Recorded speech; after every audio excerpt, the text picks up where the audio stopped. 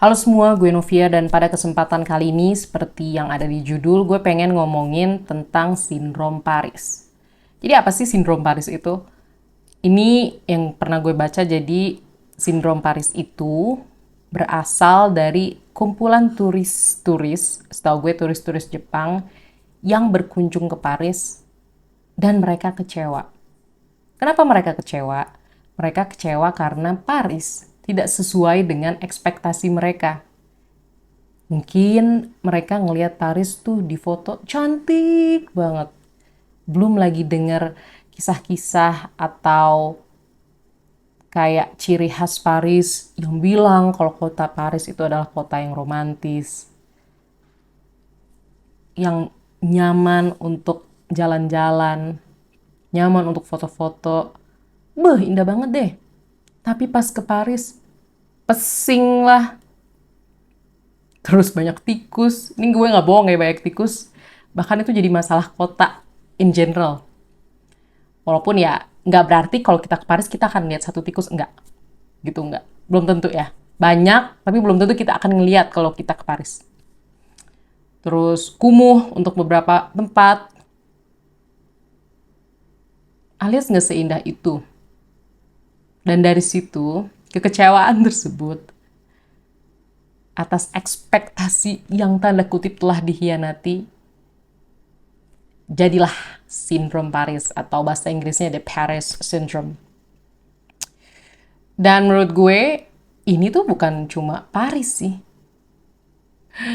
sindrom seperti ini, tapi kita pakai sindrom Paris aja karena mungkin banyak terjadi dengan kota Paris. Kita yang hidup dengan sosial media tentu sudah sering kali melihat foto-foto yang telah terkurasi dengan indah, terus liburan-liburan dengan potongan video yang indah. Tapi pas kita ke sana, lah biasa aja. Aduh, kotor banget. Duh, bau. Duh, berantakan ya. Rame banget, pusing gue. Aduh, gak jarang deh kejadian kayak gitu. Dan ya, itu makin umum terjadi. Apalagi sekali lagi di dunia sosial media ini, terutama kayak di Instagram, atau mungkin di YouTube, atau mungkin di TikTok ya. Yang banyak ngeliatin video atau foto yang mungkin udah diedit atau udah disunting oleh AI. Kita nggak pernah tahu, tapi kita lihat indah banget kalau di sosmed. Atau di Twitter deh. Di Twitter tuh sekarang banyak banget review yang ternyata adalah affiliate link. Itu nggak apa-apa banget. Bagus juga, karena itu kan cara orang untuk mencari uang dengan metode affiliate link. Valid sekali caranya. Tapi yang mereka tulis atau potongan foto atau video itu ya belum tentu yang sebenarnya. Jadi intinya, guys, kita jangan langsung percaya apapun mentah-mentah dengan apa yang kita lihat di internet. Atau dengan apapun sih. Atau jangan percaya juga nih video yang kalian tonton sekarang ini. Jangan. Kenapa? Ya terserah sih kalau mau percaya juga gak apa-apa, tapi skeptisisme itu perlu juga. Kenapa? Karena ya gak bohong, itu semua sudah terkurasi.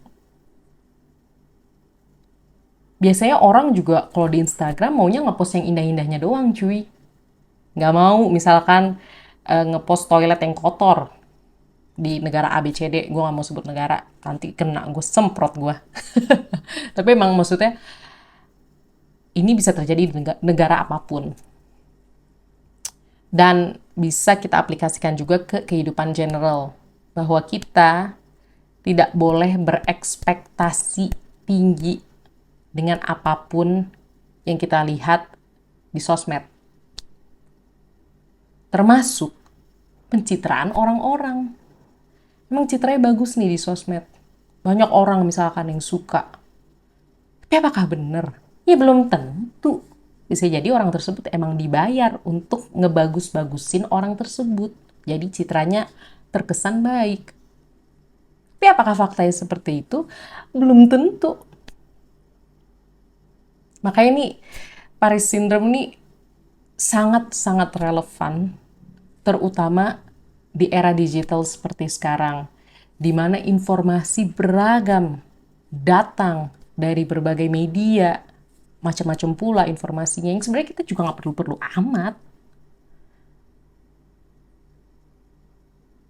Dan karena semakin beragam dan banyak, kita tuh kadang nggak bisa ngebedain ini bayaran kah, ini informasi genuine kah, ini informasi pesanan kah, kita nggak pernah tahu. Jadi gue sih, at least juga buat gue ya, gue mencoba untuk lebih hati-hati. Kok ini positif banget ya, jangan-jangan ini dibayar. Atau ya mungkin emang dia seneng itu, makanya positif. Tapi ya skeptis aja, termasuk ketika teman-teman nonton video gue. Jangan gue dibayar, tapi so far sih nggak ada yang dibayar. Kalau dibayar, alhamdulillah. Dan gue pribadi kalau dibayar akan nulis hashtag SPON, S-P-O-N. Dan sayangnya kalau gue lihat beberapa figur publik, udah nggak bisa ngebedain lagi. Nggak bisa dibedain lagi ini sebenarnya sponsored atau enggak. Karena benar-benar beberapa public figure tuh bisa halus banget bikin kontennya seakan itu tulus dari hati. Padahal itu sebenarnya dibayar, promosi. Mungkin dibayar banget kali ya, dibayar tinggi banget. Jadi dari pihak yang bayar tuh bilang, jangan tulis sponsored ya, jangan bilang kamu dibayar ya. Kita nggak pernah tahu. Dan gue ingin mengambil satu frase yang tenar dari RuPaul. What you see isn't always the truth. Yang kita lihat, sayangnya, tidak selamanya kebenaran. Atau dengan kata lain, yang lo lihat tuh bukan gak selalu benar. Itu dari gue. Thank you udah nonton sampai titik ini, I really appreciate it. Dan kalau mau kasih komentar atau respons atau apapun, silahkan. Gue udah masa bodoh, kalau mau hate komen dah, silahkan dah. Kalau gue males juga paling gue hide. Kalau gue ada waktu gue bales, tapi kalaupun ada yang nggak suka atau gimana juga, ya I'm thankful for you karena udah meramaikan kanal ini. Oke, that's it. Sampai jumpa di video selanjutnya. Dadah.